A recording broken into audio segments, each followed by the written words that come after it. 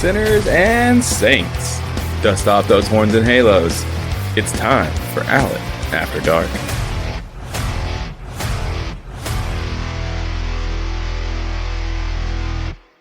You know, I think we're in big trouble. I just realized that tonight is a full moon, and I don't think I'm ready for it. I guess the irony of doing a podcast is by the time you all hear this, the full moon is long since passed. So unless you're looking at people dropping their drawers and flashing their asses, then those full moons are always in session, right? I haven't seen a full moon in so long. Oh, of the male ass kind. That's what I'm talking about. So how y'all doing, sinners and saints? You feeling well? You feeling sexy? Are you horny? I hope you are if you want to be. I'm a little bit horny again, even though I'm not sure what little bit horny means. How can you be just a little bit horny? Well, damn it, part of it is because of your age. My age, okay? Jesus. If I listed everything that was wrong with my body, I think you all would be in shock. My knees are like dried cornbread. My ass is chapped. I've got this weird dry patch on my back. My arms are itchy. My ankles feel swollen. My shoulders feel like they're dislocated, especially if I sleep wrong at night. My feet look like some sort of bizarre military obstacle course. What the hell? I just don't know how else to explain all the things that are wrong. Jesus. And believe it or not, I'm in better health than most of my friends. Well, some of them anyway. It's just awful what time does to a human body. Or is it the gravity? I guess it's the combination, right? The longer you're alive, the more gravity has time to pull your face and your body down. I guess that's why people hang upside down and things, right? It's to help kind of reverse the effects of gravity. Is that right? Did I just pull that out of my ass as a notion that has no bearing in fact or reality? It's all quite possible, isn't it? But I hope you're all doing better than I am. All in all, I am in a good mood, and I'm excited about happy hour. And happy hour is always crazier when there is a full moon. You never know what might happen. And people really are crazier when it's a full moon. And that's no lie. All my years of experience being a server in a bar, I'll testify at the Supreme Court that for some reason, the full moon has an impact on people that is beyond any description that I could provide. The most shy and backward person suddenly becomes Elvis Presley shaking his hips on a night with a full moon. I find that fascinating and actually a little bit disturbing if I think about it long enough. Maybe I guess my animation toward the thought of the full moon is that I do enjoy it. I do enjoy people acting crazier than usual, even though I think I need to get myself a nap in preparation for just happy hour. Jesus, am I really this old? I'll be honest, I never thought I'd be this old. I don't mean that I thought I'd be dead by now. I just don't think we grasp the concept of age. And I know you've heard people say it a lot. My brain tells me I'm 25. My body sometimes tells me that I died in 1943. But enough of me whining about being old and being affected by a full moon. Let's get on with tonight's show. Despite everything we see in the news these days, especially in southern states, there really is a difference in the South as it is today versus what I'll call the old South when I was younger. Yes, it looks bad what the Supreme Court of Alabama ruled about embryos being children and all the anti-gay, anti-transgender legislation that all these lunatic right-wing governments in the southern states are passing. But it is somewhat better in some ways than it was in quote-unquote the old South. Today we have openly gay actors and actresses. You have openly gay pop stars that have massive hits on the charts. But go back to the 1980s, and being outed was the end of your career. A lot of us knew that artists like Boy George of Culture Club, George Michael, we knew they were gay. But George, even as a drag queen, when he performed, he would still kind of say sometimes that he was bisexual, that he basically liked a little bit of everything. He was the first one to kind of try to tiptoe out of the closet, even though I don't really think that he was fooling anybody. George Michael, he was this like sex symbol for women, but most men found him appealing as well. His music was terrific. The Faith album is still one of the all-time greatest. But trying to picture him as openly gay back then, they would have not played him on the radio. His career would have been destroyed. And the same applies for the average, everyday person. Some people might find this offensive, but in the South, in my experience, women who have sex with women, I'm not necessarily saying that they're gay or lesbian. I'm saying that men are okay with two women having sex. Even though they might say homosexuality is a sin in the South, which they do, like they did then too, they would kind of ignore that part because it turned them on to watch two women having sex. That doesn't go the same for two men. So being a gay man in the 80s, even in high school, you had to stay in the closet. In most cases here, especially here in Tennessee, it could be a death wish. You were just asking for it. And I know how that sounds, but that's what they would say if you were beaten up or if you were actually killed. People would say, well, he should have kept it quiet. He shouldn't have been talking about it, bragging about it. He got what was coming to him because he should know that that's not acceptable behavior here. I'm just telling you like it is, okay? So even if you thought somebody else was gay, you really didn't even ask, because what if you were wrong? Or even what if you were right and they were afraid of getting outed themselves? They weren't about to let themselves be outed. So you had to stay on guard and pretend like you were straight or just try to avoid the subject altogether. I've told you in one of the first episodes of Alan After Dark that I did come out to a really good friend of mine who was a girl who had a crush on me, and she accepted me without reservation, and that I was lucky that that's what happened. It doesn't always turn out that way. So I'm going to tell you a story about something that happened way back then that will give you an idea of how rough it can be. So I think that there are prejudices even in like high school advisors and such.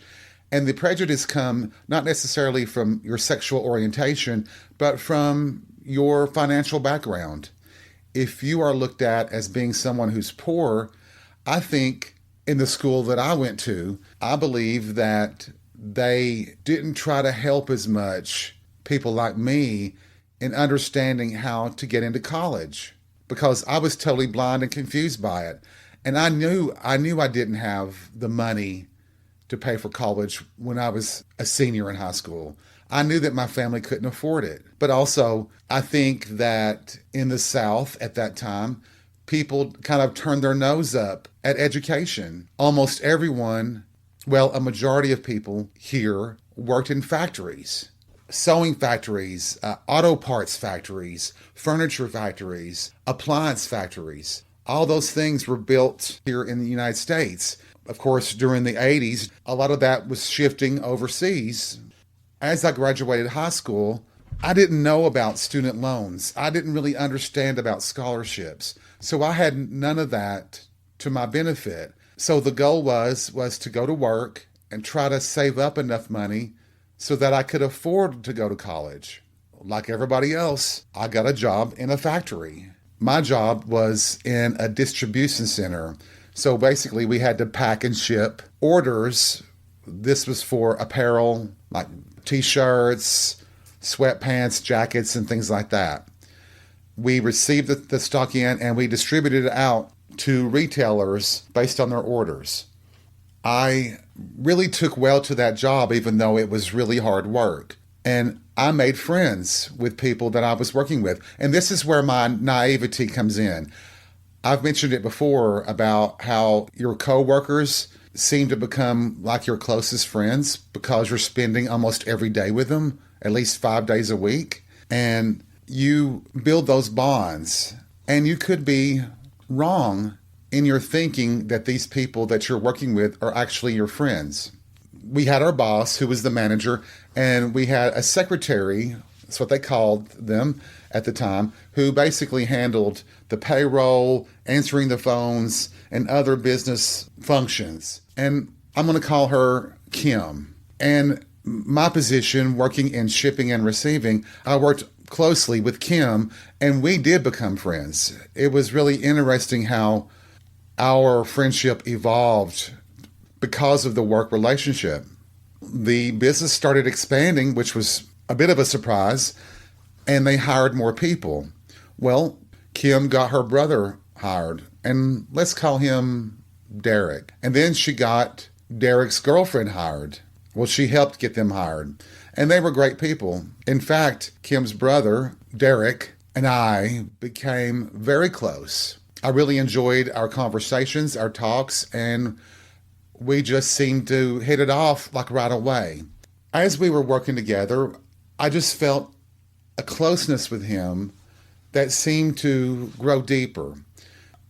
Do you all remember a song by Dire Straits called Money for Nothing? Money for Nothing and Your Chicks for Free? Well, the uncut version of that song, the singer references, there's a line in the song that would purposely sing that on the floor of the factory. They would reference faggot all the time. They were just anti-gay bullshitters. But, I've always said those who scream the loudest are usually the most guilty. In that case, I believed it too. I don't know when our relationship kind of turned, but one day we were working and Derek, flipped a rubber band, and the rubber band smacked me right upside the head, right in my cheek area. And he was, oh my God, Alan, I'm so sorry. I didn't mean to do that. And I just said, you need to kiss it and make it better. And you know what? He did.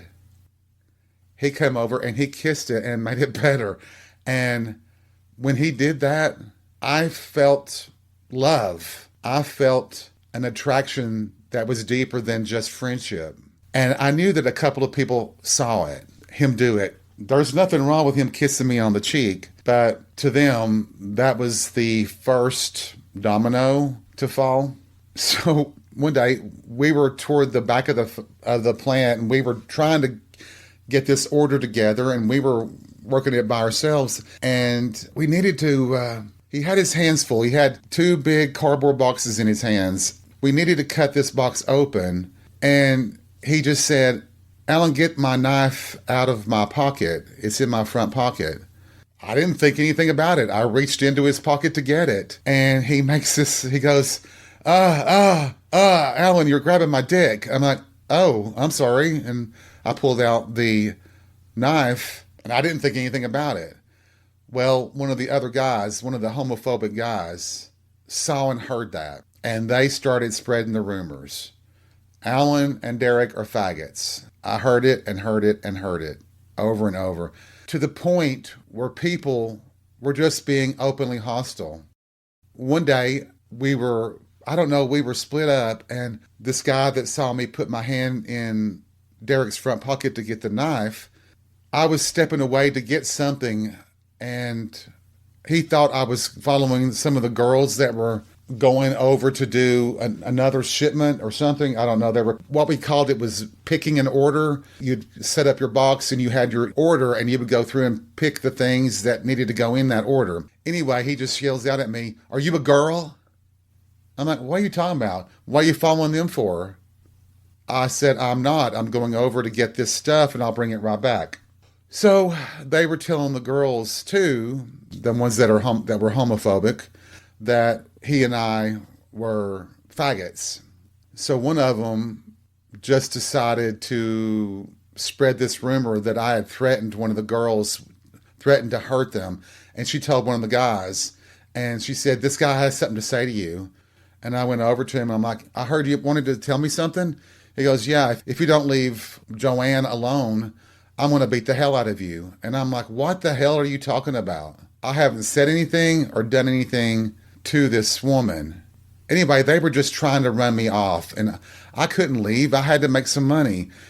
I took that verbal abuse day in and day out. I just fucking, it's just the point where you wanted to cry all the time, but you can't show them that either. Well, I had allies too, and one of them, well, was Kim, and she had a lot of influence. She was basically second in command. She went to the boss and said, "These people are just being absolute jerks to Alan and to Derek." And he called me in and he wanted to know if I had anything to say to him. I know the way the score works. You become a rat then, and it just makes it worse. So I said, "No, I'm fine. Everything's fine. I can deal with it myself. It's all good." It never got better. The only thing that happened is that Derek, well, I'll tell you this story too. We were talking about underwear. We were just talking about the color of our underwear, and he said mine are striped, and I said, "I don't believe you."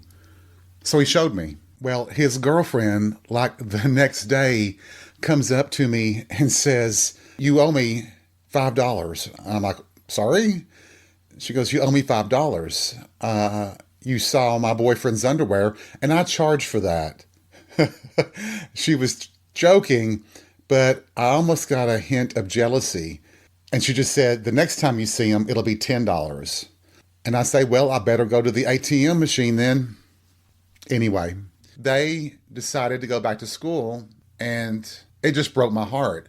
I was in love with them.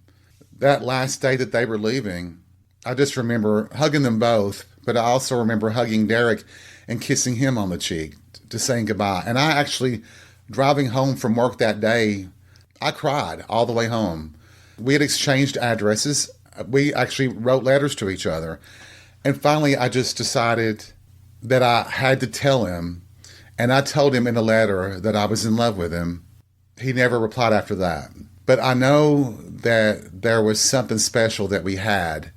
It just wasn't going to happen in a place like Tennessee with all these jerks and assholes who just love nothing more than tormenting people that are different than they are. What's so funny is the people that were doing all this harassing, this verbal abuse, they had never darkened the door of a church in their lives. They were not religious in any way, but they would invoke the Bible to justify picking on gay people. Their hypocrisy knew no bounds. Oh, I almost forgot. Before the incident with the kiss on the cheek, like I said, Kim and I were really good friends. And one of her cousins wanted to go to the mountains one weekend, so she invited me to come along. Well, I went over to their house. We were going to go from there and head to the mountains. Kim was going to drive. Well, Derek's girlfriend was Kim's roommate. So we were leaving early, and apparently Derek's girlfriend did not like to be alone in the house. So before we left, Kim told him that we were leaving so he could come over and stay with her until they woke up. I know, silly, but that's the way it was. Kim lived next door to her parents, and Derek still lived at home with them as well. As we were getting ready to leave, he comes walking out of the house, and all he's wearing is shorts. No shirt, nothing. He just comes walking across. He doesn't notice that it's me in the car, but he comes around to Kim's side and says, "Hey," and have a nice fun trip and everything. I'm pretty sure that my tongue was hanging out and I was foaming at the mouth. He had that beautiful hairy chest. He was just built in a way that I didn't expect when you saw him in his clothes. Anyway, I had to cover up my front for a little while as we were heading out to go to the mountains. But I just wanted to throw that in, that there was definitely a physical attraction to him on top of this chemistry that we had. Finally, though, that company went belly up, and I didn't have to deal with all these people anymore. But fortunately, most of the assholes that were working there had left before the end came. Most of them came from this other factory that made carpet, and there was a huge layoff. Well, when business picked back up, they were all called back to that company and they all went because the pay was so much higher there. So the new people that came in to work where I was working before the end finally came, they were all nice and none of those kinds of issues ever came up. I think about Derek all the time. I really miss him. I'll just say this. If he was to get in touch with me and say, I'd like to give it a shot, I'd like to have a relationship with you, I think I would. But honestly, that's really just water under the bridge now. When you see an older gay man who lives in the South, just remember that they've got the bruises and the scars of those early days when you were forced to hide. Even if you wanted to come out, you risked your life. You risked being killed. And there are churches here that would applaud it. They would cheer for the execution of gay people. At least publicly they would. I wonder, I still think that most of them that scream for that kind of punishment want to grab their ankles faster than we do. And I remember just when I understood that there was nothing wrong with being gay and that being gay is as natural as being heterosexual, it made it harder actually because I just assumed that people would understand and had the common sense to understand and not be blinded on purpose by their religion. See, I think that's how religion works. People actually use it to justify any judgment they have, but then try to flip it when somebody uses it on them. I think a lot of us older gay men, we did miss out on a lot. And I do think that that's why so many men, probably in the 60s, 70s, and 80s, made their way to San Francisco, California, because it had the reputation of being a haven and a safe place for gay men. Why did we get cheated out of by trying just to protect ourselves? Yes, we have lives. We live through it. But how many do we know that tried to live their life that these right-wing fanatical Nazis basically erased? I don't think it's fair. Well, it's not fair. I think it's the main reason why so many members of the LGBTQIA community are atheists, are anti-religion. If God exists and God supposedly created us all equally, then God has a very sadistic manner in the treatment of people. God allows gay people to be punished, to be arrested, to be brutalized, killed, mocked, have laws passed against them. Those of us who can remember the 80s remember how it was the right-wing religious nuts who said that AIDS and HIV were a punishment from God. Why would God allow such things if God exists? But that's a story for a different time. I want to say that things have gotten better now compared to then. But for me, I see these ominous signs that a lot of these right-wing fanatics want to take us back to those times. And for me, and I hope for all of my brothers and sisters and all that support us, we won't let that happen. It's like the old saying goes, those who cannot remember the past are condemned to repeat it.